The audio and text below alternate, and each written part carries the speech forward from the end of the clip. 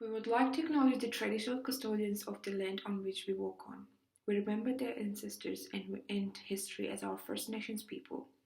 We commemorate and celebrate the tribe who walked before us on Brisbane soil, the Yugera tribe. Since the dawn of time, life has walked, reigned, fought, and survived to make a nation that has surpassed millions of years. For over 50,000 years, Indigenous Australians carried and praised the land they originally lived on. Australians in the modern era will know drastic consequences of 1788 and how it shaped in society in 2000s. We do acknowledge the history of the invasion of Botany Bay, but how much we have actually learned.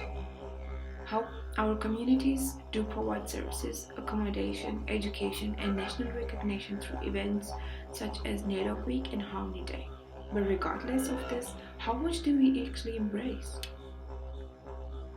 Imagine two little girls, one is Aboriginal and the other one is white Australian. They cough, ache, bleed, and struggle through the day. Imagine only one of them getting a full diagnosis, medication, and the reassurance of a healthy future ahead of them.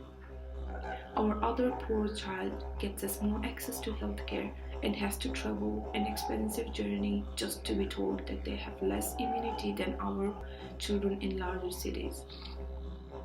Why is our statistics, news, education, and artwork is always reminding us about events in history that portray our First Nation people as weak and defenseless? Why does our neighboring countries have more to offer to us than the ones who walked the land before us? If you were to ask any Australian about our history, they will mention the bad side of history like the Stone Generation, white Australian policy, and racial assimilation.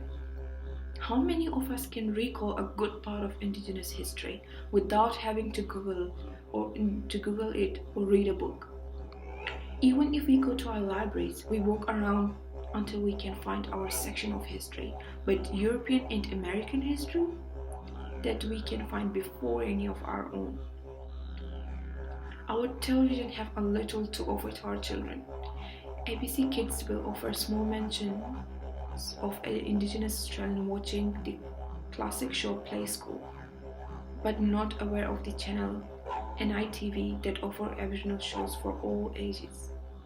Yet this isn't known to white children and will know about their history through textbooks and fill in the blanks, but by any actual Aboriginal student at only grade school that can be afforded by their families in rural areas.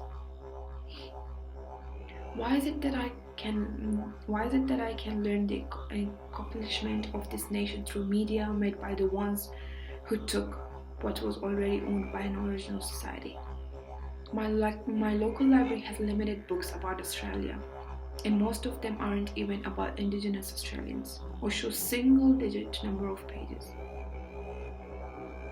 My community doesn't offer me food, clothing, or brands that support and acknowledge our custodians, but only donations to provide them access to the basics such as education and adequate housing instead. Why can I not step outside and see more of Indigenous culture? Why can't we just know where the locals are?